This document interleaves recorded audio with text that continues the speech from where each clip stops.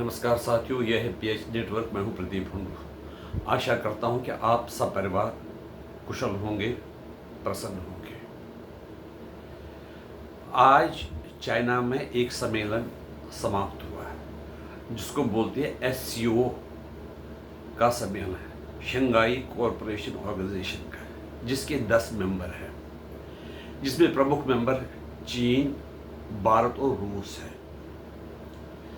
सब देशों ने अपने अपने भाषण दिए और उसमें फिर एक डिक्लेरेशन बनानी थी जिसमें ये लिखा हुआ था कि ये जो बलूचिस्तान में है, जो उग्रवाद है, उसके खिलाफ एक रेजोल्यूशन पास किया गया था डिक्लेरेशन में। और उसमें कहा गया था कि जो देश इसमें इन्वॉल्व है उनकी भी बड़ी निंदा की गई थी। लेकिन हमारे जो रक्षा मंत्री थे राजनाथ सिंह जी ने, उन्होंने उस पर हस्ताक्षर नहीं की। फाइनली ये निर्णय लिया गया कि कोई डिक्लेरेशन दिया ही नहीं जाए। इस जो कंट्रीज में शामिल है, चाइना, इंडिया, रशिया के अलावा पाकिस्तान, ईरान और 4-5 स्तान, वो ये उज़्बेकिस्तान, किर्गिस्तान, ताजिकिस्तान और बेलारूस शामिल है। चाइना में ये उन्होंने एक प्रपोजल बनाया था कि हम भारत को इस तरह से इसमें फंसा लेंगे कि वो भी मान ले कि जो उस बलूचिस्तान में हो रहा है उसके लिए भारत इनडायरेक्टली इन्वॉल्व है। लेकिन जो हमारे रक्षा मंत्री राजनाथ सिंह जी ने, उन्होंने हस्ताक्षर करने से इनकार किया। राजनाथ सिंह जी ने अपने बौद्धिक में, अपने जो भाषण में उग्रवाद के खिलाफ बहुत कड़ा रवैया अपनाया। उन्होंने कहा कि कई देश हैं जो सरकारी पॉलिसी बना रहे कि उग्रवाद करके दूसरे देशों को परेशान करना और वहां पर इंस्टेबिलिटी, अराजकता फैलाने के लिए काम करते हैं। पहलगाम घटना का उस डिक्लेरेशन में कोई जिक्र ही नहीं था। और इसलिए रक्षा मंत्री ने यह भी कहा कि ये जो देश उग्रवाद का सपोर्ट करते हैं उनकी कड़ी निंदा करनी चाहिए, और अगर हमारे देश पर दोबारा ऐसा उग्रवादी हमला हुआ तो हम उसको, जो वहाँ पर जो बेसिकली उनका स्ट्रक्चर है जहाँ से ये उग्रवाद पनपता है, उस पर भी हमला करने में हिचकेंगे, उस पर वार करेंगे। भारत ने कड़ी चेतावनी दी उस एससीओ में। तो चाइना और जो पाकिस्तान, उनकी वो जो मंशा थी उस पर उन्होंने पानी फेर दिया। चाइना और पाकिस्तान ने भी जब यूएनएससी का वो जो सम्मेलन हुआ था उसमें भी उन्होंने जो बिल्कुल इसको बिल्कुल अहमियत देने की, ये नहीं, पहलगाम हमले पे जो बैठक हुई उसमें भी उसका हल्का करने की कोशिश की है। और ये भी कहा कि प्रूफ नहीं है, कईयों ने कहा प्रूफ नहीं है,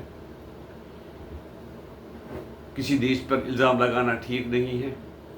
लेकिन भारत के कड़े रवैये के कारण सब देश अब समझ गए हैं कि भारत पर की गई चोट को भारत हल्के में नहीं लेगा। जो राजनाथ सिंह जी का भाषण उस सम्मेलन में था वो बड़ा नोट करने वाला था। उनकी कड़ी चेतावनी थी उन राष्ट्रों को जो कि उग्रवाद में शामिल है। इतना ही नहीं, और उन्होंने इस बात की भी निंदा की कि कई देश उग्रवादी देशों का समर्थन करते हैं जिसमें कि दुनिया के हालात खराब हो सकते हैं, जिसके लिए कि वो भी जिम्मेदार होंगे। उन्होंने ये कहा कि अगर आप चाहते हो कि संसार में प्रगति हो, शांति हो, अगर प्रगति होगी तो शांति जरूरी होगी। अगर कई देश गड़बड़ करना चाहे तो फिर वो उस देश में, दुनिया में तरक्की करना मुश्किल है।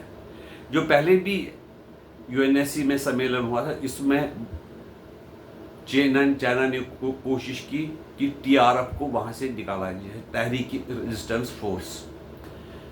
तो वो पाकिस्तान और चाइना ये कहते थे कि ये जो फोर्स है ये आज़ादी के लिए मुजाहिद है, ये उग्रवादी नहीं है। अब इसमें ये देखना है कि चाइना अपने देश में मुसलमानों के साथ क्या कर रहा है, लेकिन दूसरे देशों में यानी भारत में किस तरह से उग्रवाद को इनडायरेक्टली सपोर्ट करता है। ऐसे 20 मसूद अजहर को भी उन्होंने बहुत टाइम लगाया कि उसको उग्रवाद, ये जो टेररिस्टों की लिस्ट में नाम आते हैं, उस पर उन्होंने वीटो कर दिया। यानी कि हमें पाकिस्तान से को भी समझना पड़ेगा और चीन को भी समझना पड़ेगा, और दूसरी तरीके से अमेरिका है जो कि फाइनेंशियल स्ट्राइक करना चाहता है भारत पर। इसलिए हमें मजबूरी के कारण चाइना के साथ बिजनेस करना पड़ रहा है। ये ध्यान रखते हुए भी लेकिन भारत संभल के चलता है। लेकिन एक बात माननी पड़ेगी, जो भारत खुलकर करता और चेतावनी SCO में दी, शायद वहाँ पर जो बैठे पाकिस्तान के रक्षा मंत्री थे ख्वाजा आसिफ, उनकी आंखें नीचे हो गई और वो कुछ कह नहीं पाए। आपकी राय इसके बारे में क्या है, हमें बता दीजिए। नमस्कार।